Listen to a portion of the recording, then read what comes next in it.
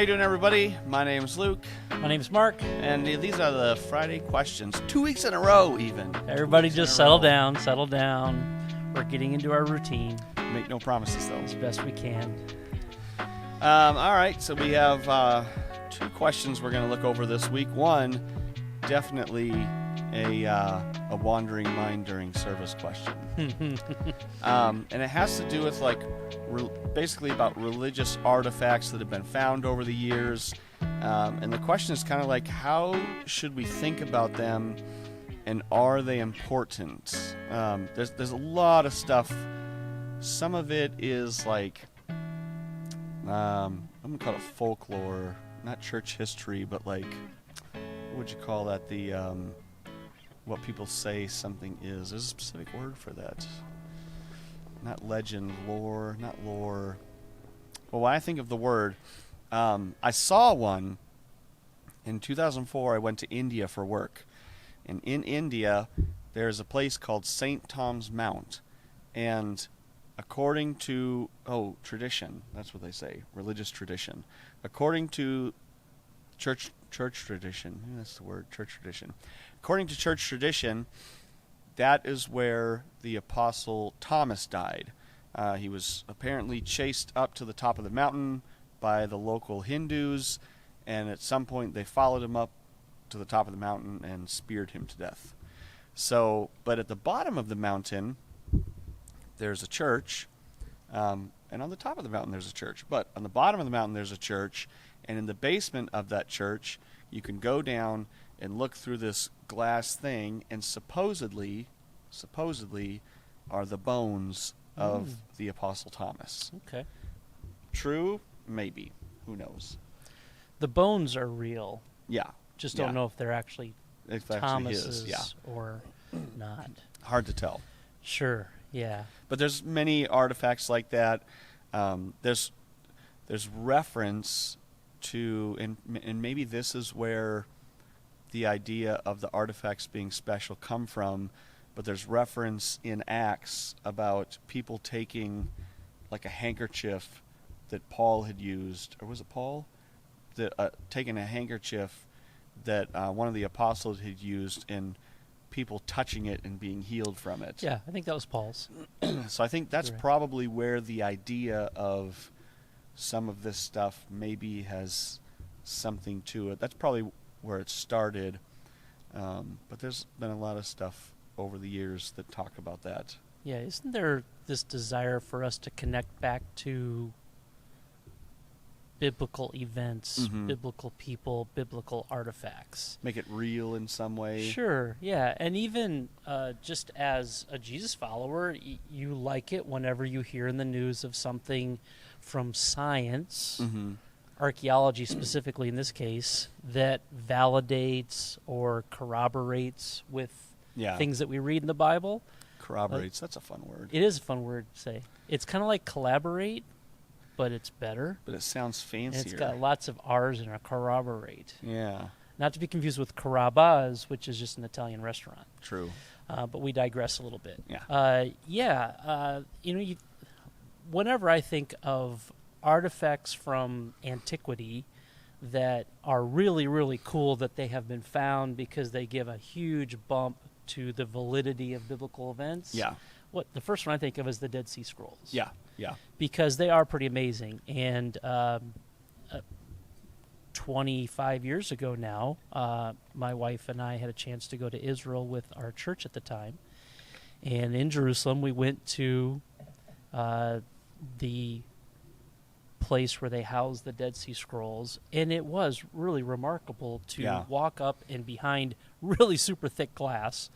And just the whole arrangement. I think we've shared that story before. Yeah. The arrangement of how they keep it secure and safe is amazing. But you walk up and you're looking at parchment, you're looking at scrolls that date to around the time of Jesus, if not before Jesus. And were only preserved because they were hidden in clay jars in cracks and crevices by the Dead Sea up in the hills by Qumran. But you're like, wow, like there are people who were alive during biblical times that probably saw these, read these, or at least had them read to you And you're like, it really helps, and in this case, it really helped validate many portions of the Old Testament, because what we have is what we understand to be the Old Testament matched up quite nicely with what those scrolls said. Yeah. And so it kind of defeated the whole argument that the Bible's been changed and altered over the years. Major portions of the Old Testament were validated with that.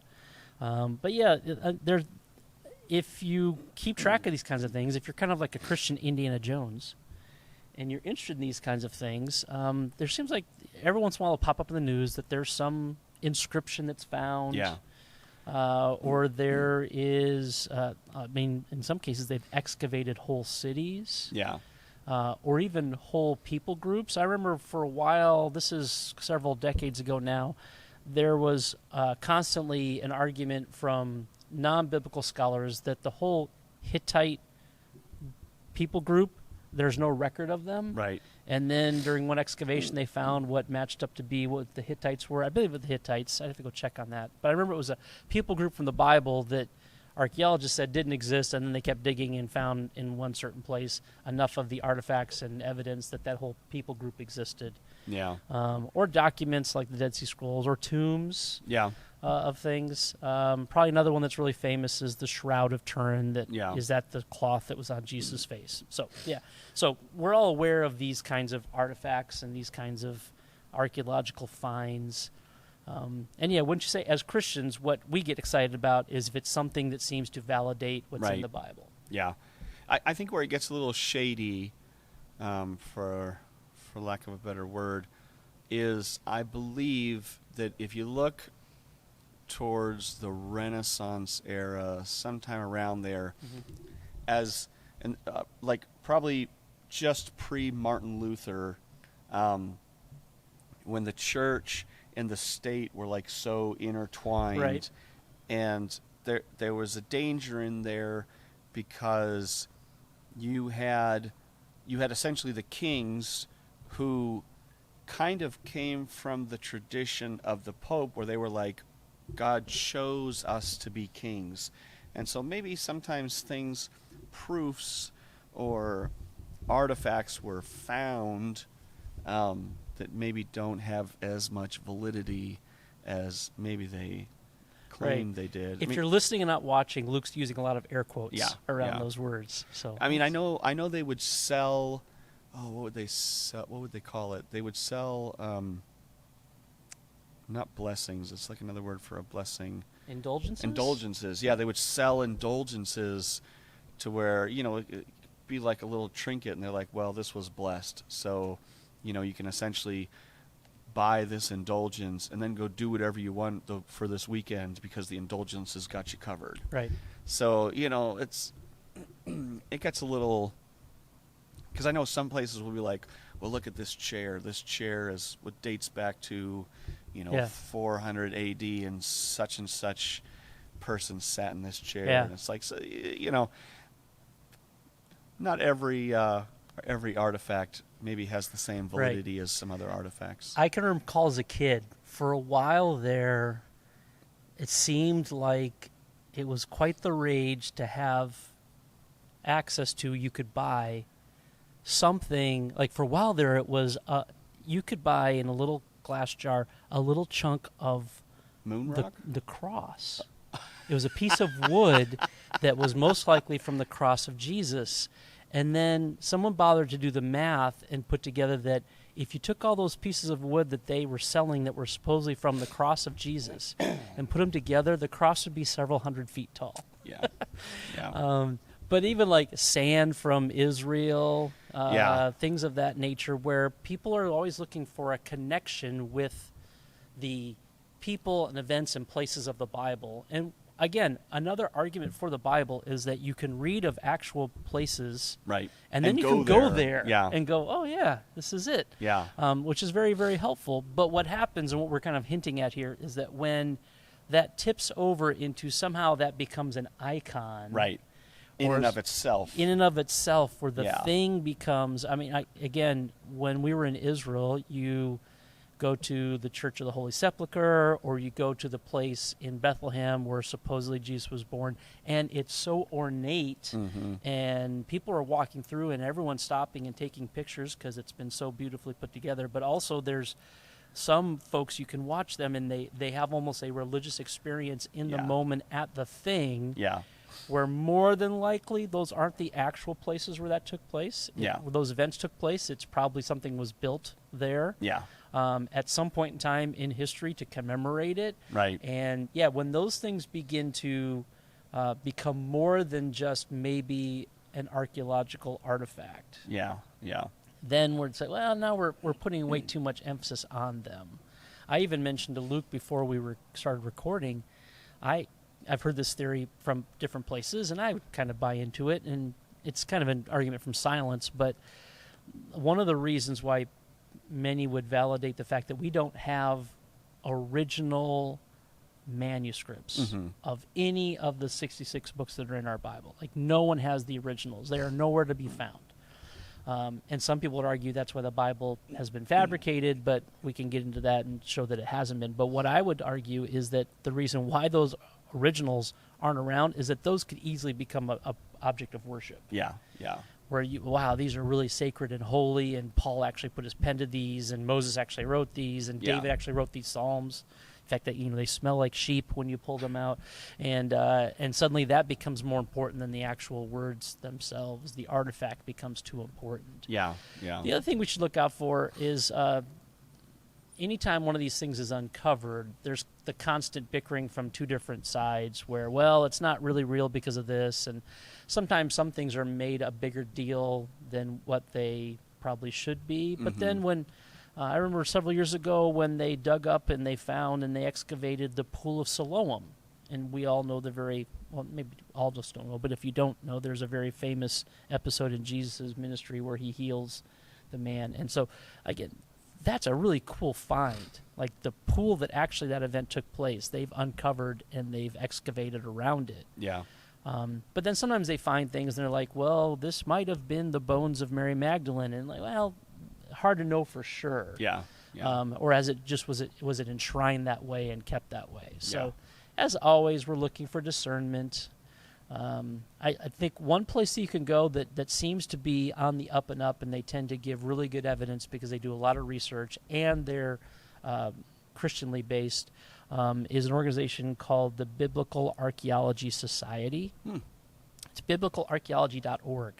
And you can read about anything that's been found anywhere, and they talk through the pros and cons, and very even-handed when it comes to anything that's found. And if you're really into this, that would be a great place to go to do research, to help distinguish what might be something that's a fanciful story and what is a legitimate thing that they've found, because they are still doing archaeology to this day in places and still finding new things. It's kind of cool. And there's a lot of value in some of that stuff. Like, I know in some of the ways that they help to translate parts of the Old Testament, they actually find writings from maybe neighboring kingdoms where the language was similar, maybe not exact, but they had the same roots.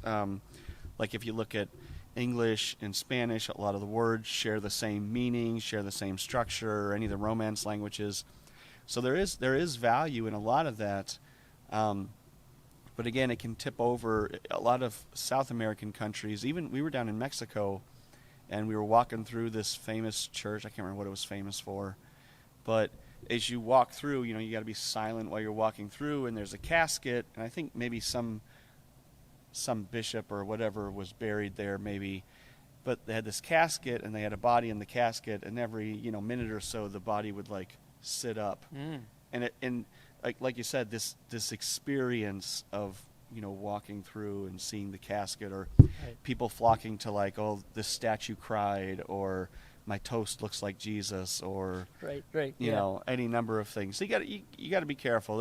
There's value in them, but keep them at what they are, and not a thing to worship in and of themselves. Right. If nothing else, you found out that Luke and I are quite the world travelers. Like I've mentioned my one big trip, and you've probably mentioned a couple of yours. I mean, and that yours was are for work too. Yeah, my India was my one big trip, and it was for work. Yeah. Oh yeah.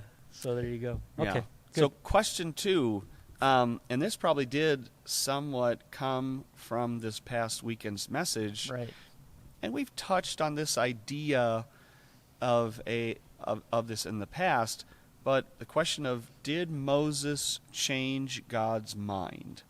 And I assume what he's talking about, there's a couple times, I think there's 2 times when God says, I'm going to wipe these people out, and Moses intercedes and prays, and he says, no, Lord, have mercy on them, save them.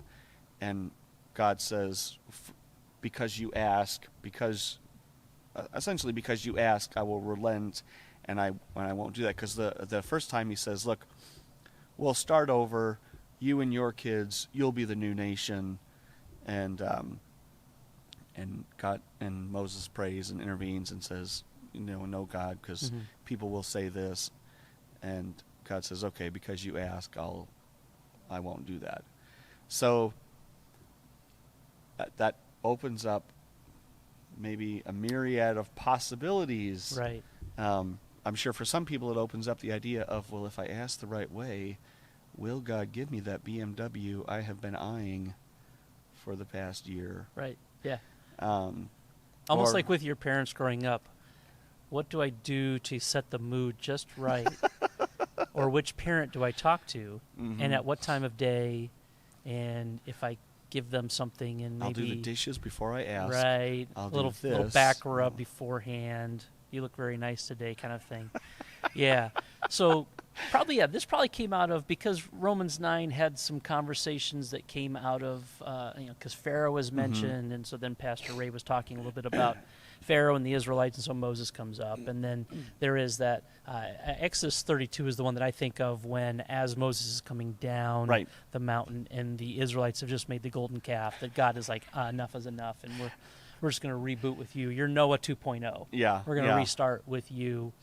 But there's a couple other places. I can think of the one in Genesis when Abraham also has a similar conversation with God. Yeah. Where God's going to destroy Sodom and Gomorrah, and Abraham begins to barter. Well, what if I can find 50 righteous people? Right. I've always been fascinated by this, and it was reinserted in my mind this last week listening to Bible Project. Is Abraham talked God down to 10? Are there 10 righteous people? Why did he stop at 10? Because God kept saying, yeah, sure. If there's 50, yeah, I'll spare it. If there's 40, yeah, I'll spare it. And Abraham keeps working his way down to 10. Why didn't he go to 5? Why didn't he go to 1? Could be a couple possibilities. Maybe just as with a parent, you're like, I feel like maybe I've pushed this as far as I can push this. Or maybe he knows that there really is barely, like there's a half of a righteous person. Because Lot's kind of, but he's not like, well, really. let's see, there's Lot, his wife. How many kids does he have? Do they have any kids? 10. A couple of them there's are gotta be married like already. 10, right? Yeah. Okay, I'm sure I can find 10 people. Right, yeah. Anyway, just an aside to this. But yeah, in these situations, the one go back to the flood, Genesis 6, where it says that God essentially changed his mind and decided to wipe out humanity and start over. So you've got that one, you've got the Abraham conversation, you've got the Moses conversation. There's a very interesting... let me pull it up. There's Genesis 6. Well, no, I was thinking about Hebrews 11. Oh, yeah, okay. There is... I'll keep talking while you look for that. Yeah. Now that I lost my place. That in each of these cases, it appears as if God's mind is being changed, or God had option A that he was going to do, and through a series of conversations with someone, or even just on his own free will, God changes his mind and goes with option B or option C. And this has created over the years a theology known as open theism, which is this idea that open theism so emphasizes human freedom, and that God loves us so much and has given us so much freedom that, in a sense, God really doesn't fully know what the future holds, because he doesn't know for sure what our decisions will be. Right. And so God is open to altering his plans. Like they would, most open theists would say eventually God's ultimate plan will come to fruition, but the nuances of life or the day-to-day decisions or even bigger decisions like the ones in these examples we've just shared, God was willing to change his mind on something depending upon how humans reacted. So like God would have done what he wanted to do, but because Moses intervened, God's like, okay, you make a good point, Moses. I like the fact that you stepped in for the Israelites. I can see you're doing a good job leading. All right, we'll go with your plan.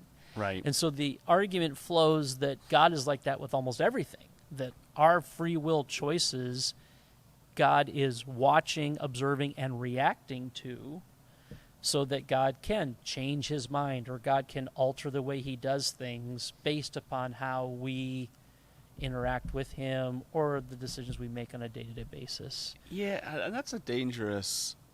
I mean, one, I think that can be a dangerous road to travel down. Let me just say that we don't agree with open theism. Yeah. So.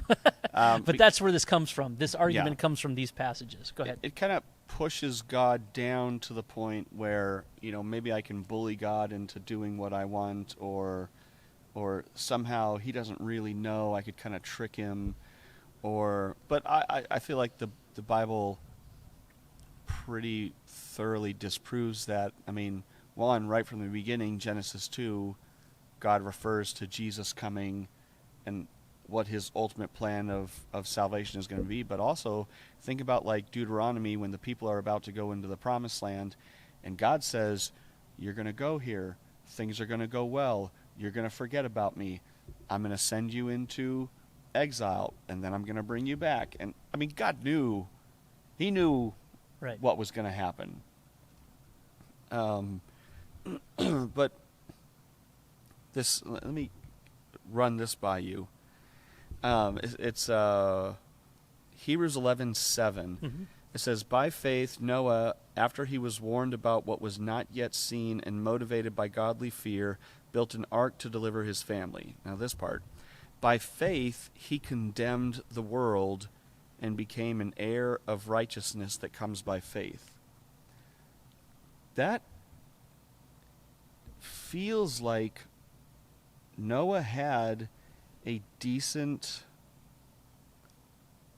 like, had Noah not had that faith, does that mean God would have done something? I don't know. That I've always been intrigued by that sentence. I've always wanted to go and dig into it further, and I haven't really for this podcast.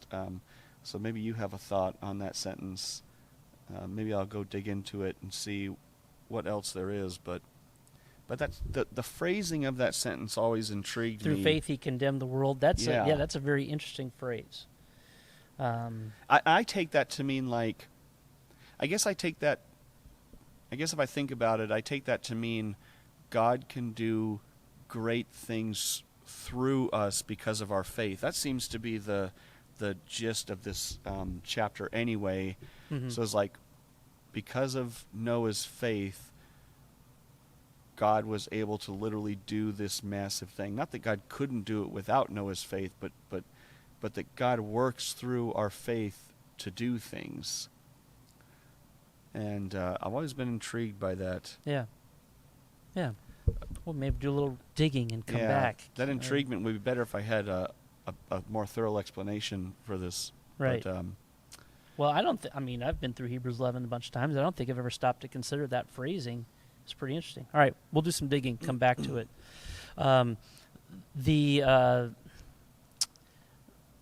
You wonder, who were we having the conversation with?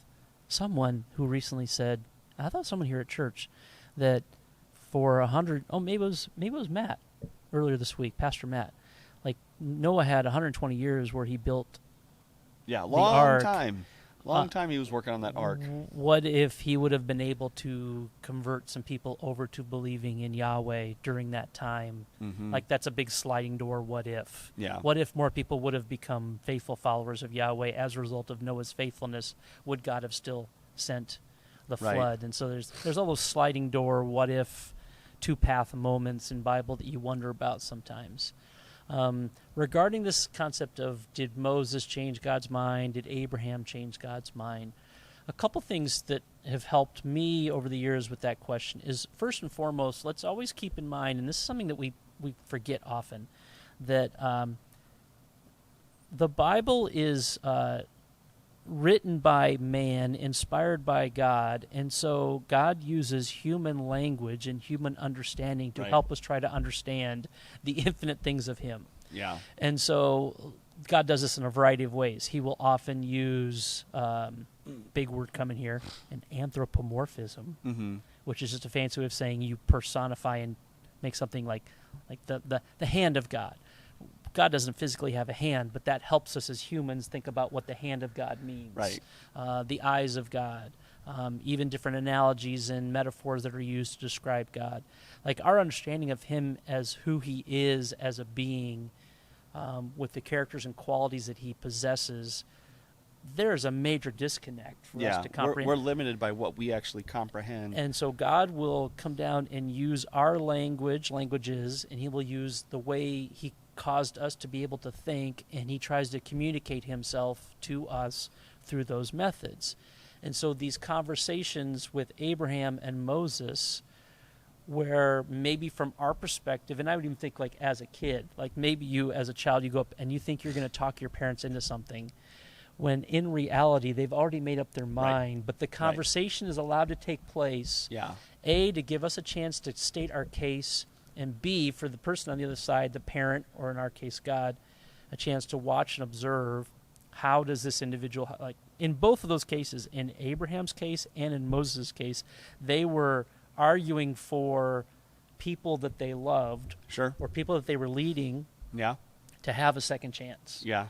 And so maybe the exercise is to see will they step up and stand up for those people. And I guess every one of those situations does revolve around that. Yeah. It does revolve around somebody standing in the gap for somebody else. And those are actually,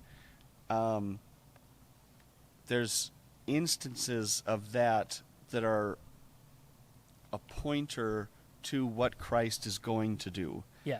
Yeah. Abraham stands in the gap for the people. And many times throughout the Bible, God, you will find one person who comes up and stands in the gap for somebody else, Yeah. for other people. I hadn't made that connection before, but yeah, every instance of that where you see somebody talking with God about something, it does have to do with them standing in the gap for somebody else, some other group. Yeah, at least the two big cases where people will point to and say, "See, they Yeah. are actually affecting the way God is doing something." An understanding that has helped me is to think that God, perhaps in His infinite wisdom, and we can only speculate because we don't have Yeah. that, but it could easily be understood that God already had those plans well in place, and this was a great chance for Him to interact with one of His followers. Yeah. And in those two cases, some of the more faithful followers, even though they had major flaws, and to see them step into the gap Yeah. and look to redeem a person, a city, a people group. Yeah.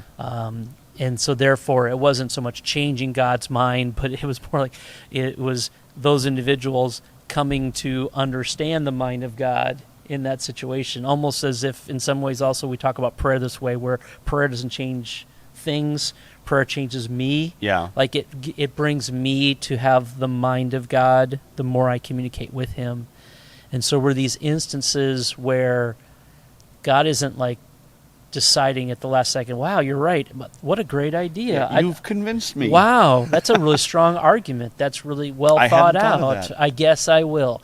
Yeah. But instead it is man, in these cases, these individual men, but humanity is slowly getting in line with where God was going to go anyway. Yeah. And maybe even a better understanding. Like, I always wonder, did Abraham come to the realization, that's why he stopped at 10, like, yeah, I don't know if there are enough. This probably has to happen. Yeah. And then you trust that the two messengers who are sent will hopefully warn Lot well enough that they get out of there. Same thing with the Israelites. Like, did Moses get to the point where, wow, yeah, this is going to be an amazing act of God's grace if He spares them after what they've just done on the heels of what they had just learned and heard about God to do what they did is pretty remarkable. And so there are some ways to think about that. The last thing I would say about this is I love to go to Psalm 139, where David says these kinds of things about God. In verse 4, even before a word is on my tongue, behold, O Lord, you know it altogether. Mm-hmm. And then even that really beautiful passage that we often use when we talk about unborn children and sanctity of life, in verses like 13 and 14. You formed my inward parts. You knitted me together in my mother's womb. I praise you, for I am fearfully and wonderfully made. Wonderful are your works. My soul knows it very well. My frame was not hidden from you when I was made in secret. Your eyes saw my unformed substance. Just all these statements here in Psalm 139 where David's like, God, you're fully in control of all of this, and you're well aware of what's going on. That, again, we're not trying to like pit one scripture against the other, but that seems to be more of the consistency of how God thinks and operates throughout Scripture.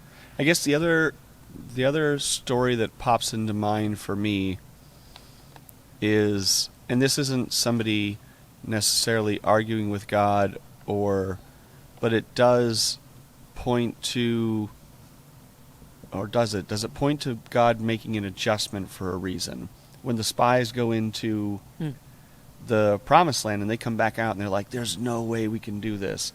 And God's like, well, if that's the way you feel, I won't make you go in there. I'll take your kids in there. You can travel around here, and then when you're all gone, then we'll go in.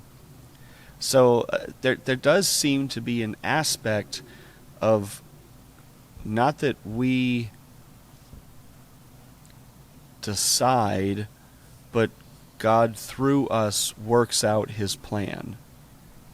Yeah. Is that a way to look at it? Well, it comes back to the whole concept of there is the sovereignty of God and there are the free choices of humanity, and somehow those two coexist. Yeah. And open theism is just taking those two concepts and overemphasizing human freedom, where, as we've talked about in the last two of the last 3 weekends, the idea of the Reformed theology that comes out in Calvinism is the overemphasis of God's sovereignty, where man has no free will. Right. So you're almost looking at two different versions of overemphasizing one concept over the other, and the Scriptures seem to greater teach that there is this incredible mystery where those two things coexist. Yeah. That we make free will choices, and our choices do affect things. They affect our lives.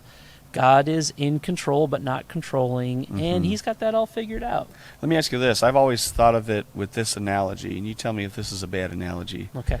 I've always thought about it like if you and your family were driving somewhere for vacation. Like for us, we live in Arizona. We're probably going to California at some point.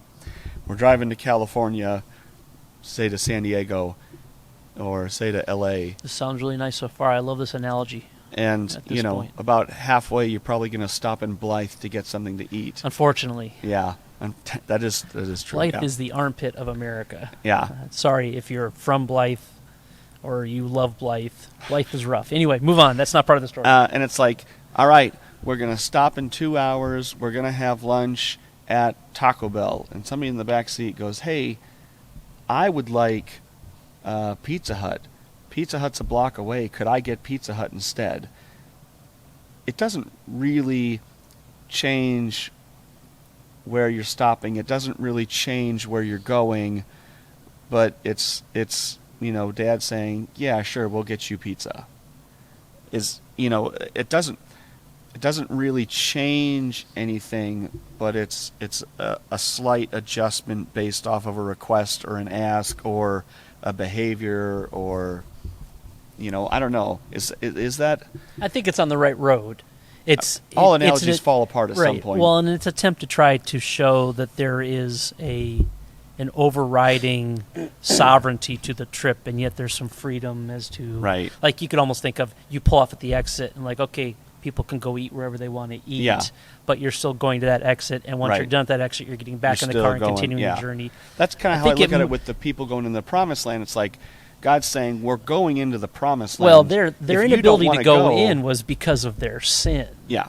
That was that generation lost the opportunity. And then the next generation comes along, and then they're scared because of the spies report, Yeah. except for Joshua and Caleb. Yeah. And so again, that deviated slightly their ability to enter into the promised land because, I mean, you think they saw that whole generation in front of them because of their Joshua sin. and the spies were part of the first generation.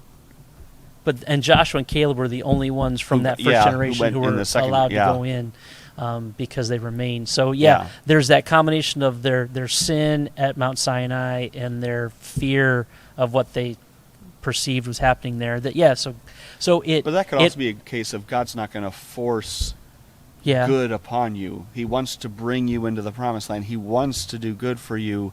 But if you reject it, he's not going to force you to take it. Right. They had to come around and have enough confidence in him. Yeah. And then even in the promised land, they kept having highs and lows. So, yeah. But in the end, God's will was accomplished. Yeah. It had some variation depending upon how man operated. And how does Jesus' prayer go when the disciples ask him how to pray? Part of the prayer is, God, your will be done on earth as it is in heaven. And ultimately, our goal should not be to, what can I get from God? What can I convince him to do? Our ultimate goal should be to align ourselves so much with God that, God, whatever your will is, that's what I want. Right. Because whatever you got is better than whatever I could think of. Yes. Yeah. So that's really the ultimate goal. It's that's like spiritual maturity. It's a good question to think about. Well, how does that work? Well, I don't know. But ultimately, our goal should be to align ourselves with God, not to be what can I get from this relationship. Yeah.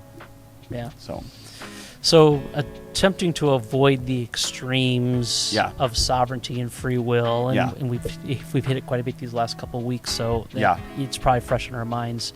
There's something to be said for those instances of the interaction with God, but to go to the extent of God had he didn't come in with a plan at all. Right. And he was open to, what do you think, guys? He was as surprised as we were. Yeah, wow, okay, let's try this and see what happens. Yeah. That seems to be a little outside of how he's described himself in other places. Yeah. So there we go. Good. Archaeology and theology. Yes. All right. Well, those are our questions for this week. We will be back next week. We'll see you this weekend, maybe. Yeah. Have a good week. Have a good week.